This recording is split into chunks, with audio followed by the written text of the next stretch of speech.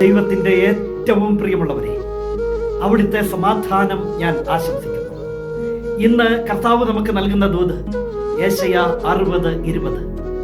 നിന്റെ സൂര്യൻ അസ്തമിക്കുകയില്ല, നിന്റെ ചന്ദ്രൻ മറയുകയുമില്ല. കർത്താവ് നിന്റെ നിത്യപ്രകാശമായിരിക്കും, നിന്റെ വിലാപ ദിനങ്ങൾ അവസാനിക്കും.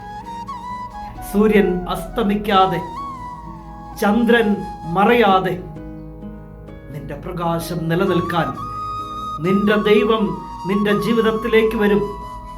അവിടുന്ന് നിന്റെ നിത്യമായ പ്രകാശമായിരിക്കും. നിന്റെ വിലാപ ദിനങ്ങൾ അവസാനിക്കും.